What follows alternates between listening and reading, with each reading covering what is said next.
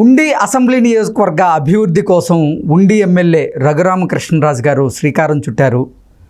జగన్మోహన్ రెడ్డి పాలనలో ఉండి అసెంబ్లీ నియోజకవర్గంలో నీరు ప్రవహించేటువంటి కాలువలు ఏవైతే ఉన్నాయో అవి పూడిపోవడంతో వాటికి మరమ్మతులు చేసేటువంటి శ్రీకారాన్ని చుట్టి ఆయన నిధులను సమీకరించుకునేటువంటి పనిలో పడినటువంటి నేపథ్యంలో ఈ అంశం మీద మనం విశ్లేషణ చేసుకునే ప్రయత్నం చేద్దాం. ప్రస్తుతం మనతో పాటు ఉన్నారు ప్రముఖ రాజకీయ విశ్లేషకులు, ప్రముఖ సీనియర్ జర్నలిస్ట్ దుర్గావడ్లమణి గారు. వారితో మాట్లాడదాం. దుర్గా నమస్తే. నమస్తే. ఉండి ఎమ్మెల్యే రఘురామకృష్ణరాజు గారు ఉండి అసెంబ్లీ నియోజకవర్గం కోసం అయితే శ్రీకారం చుట్టారు. గత పాలనలో ఉండి అసెంబ్లీ నియోజకవర్గంలో ప్రవహించేటువంటి నీటి కాలువలు ఏవైతే ఉన్నాయో వాటిలో అవరోధాలు, ఇసుక పేరుకుపోయి అవి మరమ్మతులు లేక ఉండడంతో ఇప్పుడు రఘురామకృష్ణరాజు గారు వాటిని మరమ్మతులు చేసే కార్యక్రమానికి శ్రీకారం చుట్టి ఆయనే నిధులను సమీకరించుకుంటున్నారు అంటూ ఒక వార్త సోషల్ మీడియాలో చక్కర్లు కొడుతూ ఉంది. దీన్ని ఎలా చూడొచ్చు మనం? హుండీలో హుండీ పెట్టారు ఆయన. ఎందుకంటే భీమవరం గత 5 ఏళ్లుగా ఎటువంటి అభివృద్ధి నోచుకోలేదు కాబట్టి ఆయన ఉండి నుంచి మొదలు పెట్టారు అనమాట. ఎందుకంటే ఆయన నియోజకవర్గం అది కాబట్టి డ్రైనేజ్ ఇన్ఫ్రాస్ట్రక్చర్ అండ్ దానికోసం మెయింటెనెన్స్ కోసం ఉండి అని పెట్టి ఒక నిధులు సమీకరిస్తున్నారు. అందులో 5 లక్షలు ఇప్పటికి సమీకరించారు. ఏమైందంటే నీరు ఏదైతే పారాలో అవన్నీ కూడా మీరు చెప్పిన తూలు పూడుకుపోయాయి. ఏమైంది, ఇది గుర్రపు డెక్కలది, తర్వాత ఈ దాన్ని ఏమంటారు తూళ్ళు ఉంటాయి కదా, తూళ్ళు మట్టి దాంతో ఏమైతుందంటే నీరు మొత్తం పేరుకుపోయింది. అవి క్లీన్ చేయాలంటే 1.5 కోట్లు అవుతుంది. దానికోసం ఆయన ఒక 5 లక్షలు ముందుగా ఇచ్చి ప్రజల నుంచి సేకరిస్తున్నారు. సో ఇప్పుడు ఏమైతుందంటే కార్యకర్తలు ఉన్నారు కదా, అటు బీజేపీ కార్యకర్తలు, తెలుగుదేశం కార్యకర్తలు, వీళ్ళందరూ కూడా నిధులు ఇస్తున్నారు కొద్దిగా, జనసేన కార్యకర్తలు. సో 1 కోటి రూపాయల వరకు వచ్చే అవకాశం అయితే ఉంది. నెంబర్ 1. నెంబర్ 2, అసలు ఈయనకి ఇదేం పని, ఈయనకేంటి పోస్టింగ్ ఇవ్వరా అని చాలా మంది అనుకుంటున్నారు. అది కూడా ఉంది కదా. ఇప్పుడు రఘురామకృష్ణరాజు గారికి మొదటి నుంచి అన్ని ఆలస్యం అవుతున్నాయి ఆయనకి. ఇప్పుడు కూడా ఇంకా ఆలస్యంలోనే ఉన్నారు ఆయన. బండి ఎందుకనో ఆరుద్ర గారు చెప్పినట్టు రైలు ఒక జీవితకాలం లేట్ అంటాడు ఆయన. అలాగా ఈయన కొద్దిగా లేటుగా నడుస్తున్నాయి కాబట్టి ఈలోగా ఆయన మంచి పనుల మీద దృష్టి పెట్టారు. అయితే ఆయనకి ఎప్పటికి విముక్తి వస్తుంది, ఆయనకి ఎప్పటికి పోస్టింగ్ వస్తుంది, ఎందుకు ఇంకా ఏం పోస్టింగ్ అని ఇంకా 2 మంత్రుల పదవులు ఖాళీ ఉన్నాయండి. అది ఇవ్వట్లేదు. సరే స్పీకర్ అనుకుంటే స్పీకర్ ఇవ్వలేదు. డిప్యూటీ స్పీకర్ అంటే రఘురామకృష్ణరాజు గారికి ఎన్నో పదవులు అయితే ఇప్పటికే సోషల్ మీడియా వేదికగా కట్టబెట్టేశారు చాలా మంది నెటిజన్లు. అంటే ఎలా అంటే రఘురామకృష్ణరాజు గారికి తిరుమల తిరుపతి దేవస్థానం చైర్మన్గా అవకాశం దక్కబోతుంది అంటూ ఒక వార్త, అసలు స్పీకర్గా అవకాశం దక్కబోతుందంటూ మరో వార్త, కాదు స్పీకర్ ఏమో అయ్యన్న పాత్రుడు గారికి ఇవ్వబోతున్నారు కాబట్టి డిప్యూటీ స్పీకర్ అవకాశం దక్కబోతుంది అన్నట్టుగా ఒక వార్త. ఇవన్నీ కాదు, అసలు చంద్రబాబు గారి క్యాబినెట్లో మినిస్టర్ కాబోతున్నారు రఘురామకృష్ణరాజు గారు అంటూ మరో వార్త. ఏంటి రకరకాల వార్తలు వస్తున్నటువంటి నేపథ్యంలో మీరు కూడా ఆయనకి ఏదో పోస్టింగ్ రాబోతుందని చెబుతున్నారు. ఏ వచ్చే అవకాశం ఉంది? ఆయనకి ఇవ్వాలండి. మనం మొన్న కూడా మాట్లాడుకున్నాం, మీరు చెప్పి టీటీడీ చైర్మన్ ఇచ్చినా బాగుంటుంది. కాకపోతే ఆయనకి ఏంటంటే ఒక మినిస్టర్ గా చేయాలని ఆయన కోరిక ఉంది ఆయనకి. ఆయన అందుకు సమర్థుడు కూడా, అందుకు తగిన వ్యక్తి ఆయన. మరి ఎందుకని ఆలస్యం అవుతుందో అర్థం కావట్లేదు. మరి బీజేపీలో ఆయన చేరాలనుకున్నప్పుడు కూడా అడ్డుకట్ట పడింది. ఎంపీగా ఆయన నరసాపురం నుంచి నిల్చుందాం అనుకుంటే కేంద్రంలోనే వాళ్ళు అడ్డుకట్ట వేశారని మనకు తెలిసింది.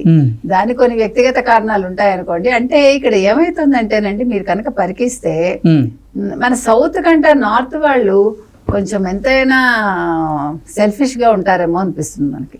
ఏ విషయంలో? వాళ్ళ రాష్ట్రం కోసం వాళ్ళు, ఇప్పుడు సపోజ్ మీది ఒక రాష్ట్రం అండి, మీరు ఏ మధ్యప్రదేశ్ ఉత్తరప్రదేశ్ ఏదో అనుకోండి, మీ దాంట్లో ఒక పాలకు సంబంధించిందో లేకపోతే ఇంకో దేనికి సంబంధించిందో ఒక ప్రోడక్ట్ ఉంటుంది. దాన్ని మీరు సౌత్ లో ఎక్స్పాండ్ చేయదలుచుకుంటారు. అది చేయదలుచుకున్నప్పుడు నేనేం చేస్తాను, అందులో మంచి సరిగా లేదనుకోండి, నేను ఒక కేసు వేస్తాను.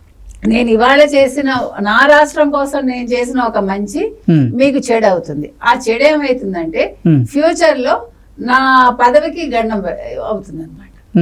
అంతలాగా మీకు రఘురామకృష్ణరాజు గారు కని కాదు, జనరల్ గా చాలా మందికి ఇది జరుగుతుంది.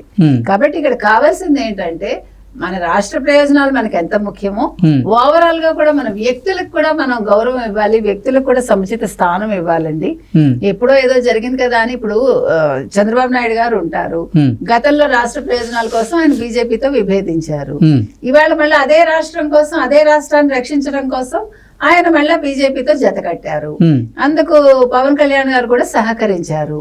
అందుకని నేను అనేది మరి ఇప్పుడు వాళ్ళ అవసరం కోసం మన దగ్గరికి వచ్చారు కదా బీజేపీ వాళ్ళు, అంటే నార్త్ నుంచి. మరి అలాంటప్పుడు మనకి అన్ని విషయాల్లో కూడా ప్రాధాన్యత ఇవ్వాలంటాను నేను. అదే విధంగా రఘురామకృష్ణరాజు గారికి కూడా కనీసం ఎంపీ పదవి ఇవ్వలేకపోయినా కూడా ఈ విషయంలో వాళ్ళు కూడా ముందుకొచ్చి లేదండి రఘురామకృష్ణరాజు గారికి ఒక మంచి మినిస్టర్ పదవి ఇవ్వండి అని చెప్పాలి కూడా వాళ్ళు. ఎందుకంటే నీ అవసరాలకు మా దగ్గరికి వచ్చినప్పుడు ఇప్పుడు రఘురామకృష్ణరాజు గారు తక్కువ పోరాటం చేయలేదు. అసలు భారతీయ జనతా పార్టీ నుంచే ఆయనకి ఎంపీ స్థానాన్ని ఇవ్వనటువంటి భారతీయ జనతా పార్టీ పెద్దలు ఆయనకి మినిస్టర్ పదవి ఇవ్వాలి అని డిమాండ్ చేసే పరిస్థితికి వస్తారంటారా? రావాలంటే ఇప్పుడు అవసరం వాళ్ళది కదండి. ఇప్పుడు నేను అనేది నేనేం మాట్లాడుతున్నానంటే మీరు పోని కేంద్రంలో మీరు ఇవ్వలేదబ్బా, కనీసం రాష్ట్రంలో మీరందరూ ఒకటిగా ఉన్నారు కదా కూటమిలో మీరు చెప్పచ్చు కదా పలానా క్యాండిడేట్ కి ఇవ్వండి అని. ఇప్పుడు పవన్ కళ్యాణ్ గారికి చెప్పచ్చు, చంద్రబాబు నాయుడు గారికి చెప్పచ్చు. ఎందుకంటే మనం అనేది ఒక మంచి వ్యక్తి, ఆయన పనిచేసే వ్యక్తి, మాట్లాడగలిగే వ్యక్తి, సమర్థుడైన వ్యక్తి అయినప్పుడు ఎవడైనా కలగజేసుకోవచ్చు. మీకు కేంద్రంలో మీకు ఆయన అవసరం లేదు, ఓకే నో ప్రాబ్లం. రాష్ట్రంలో చెప్పండి, తప్పులేదు, అది ఇంకా మంచిది మీకు కూడా. ఇప్పుడు బీజేపీకి ఎలా ఉన్నా ఎలా కాదన్నా తెలుగుదేశం జనసేన సపోర్ట్ కావాలండి. ఎట్ ద సేమ్ టైం వాళ్ళకి అక్కడ నితీష్ కుమార్ తో కూడా సత్సంబంధాలు ఉండాలి, లేదంటే వాళ్ళకే నష్టం. ఎందుకంటే వాళ్ళు అనుకున్న స్థానాలు వాళ్ళు దక్కించుకోలేకపోయారు. ఇప్పుడు చరిష్మా అనేది ఎంతకాలం ఉంటుందండి?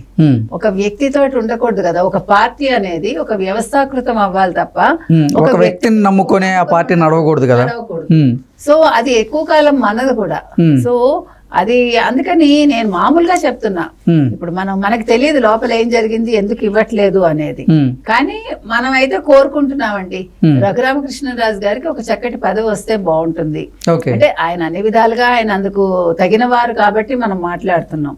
ఏది ఏమైనా ఇవాళ రఘురామకృష్ణరాజు గారు ఉండి నుంచి ఆయన కార్యకలాపాలు మొదలు పెట్టారండి. అసలు ఉండి అసెంబ్లీ నియోజకవర్గంలో ఈ డ్రైనేజీ వ్యవస్థ కోసం కానీ, ఉండి అసెంబ్లీ నియోజకవర్గం అభివృద్ధి కోసం ఆయన నిధులను ఎందుకు సమీకరించాల్సి వస్తుంది? అసలు ఆంధ్రప్రదేశ్ ప్రభుత్వం ఆ అసెంబ్లీ నియోజకవర్గానికి నిధులు కేటాయిస్తుంది కదా ప్రభుత్వమే, ఆయన ఎందుకు స్వచ్ఛందంగా ముందుకొచ్చి నిధులు సమీకరిస్తున్నారు అంటే ఏం చెప్తారు? అంటే ఇంకా టైం పడుతుంది కదండి అవన్నీ జరగటానికి. ఇప్పుడు అసలు అక్కడ సిచ్యువేషన్ ఎట్లా ఉందో తెలియదు. గత ప్రభుత్వం అన్ని అవకతవకలు చేసింది కదా. ఈలోగా ప్రజలు ఇబ్బంది పడకూడదు అని ఒక సదుద్దేశంతో ఆయన ఈ పని మొదలు పెట్టి ఉండొచ్చు. అందుకు నిధుల సమీకరణ చేసి ముందు పని అవ్వడం ముఖ్యం కదండి. డబ్బు ఎవరిచ్చారని కాదు. ఇప్పుడు గవర్నమెంట్ నుంచి అంటే చాలా దానికి ప్రొసీజర్స్ ఉంటాయి కదా. So it will take time. అందుకని ఆ కాలాతీతం కాకుండా ఆయన ముందుగా ఆలోచించే విధంగా చేస్తూ ఉండొచ్చు. సో ఏది ఏమైనా సంక్షేమ పనులతోటి ఆయన ప్రస్థానం మళ్ళా మొదలవుతోందండి. ఇది ఒక మంత్రిగానో లేదా ఒక మంచి పొజిషన్ లో వారి ప్రస్థానం వెళ్తే బాగుంటుంది.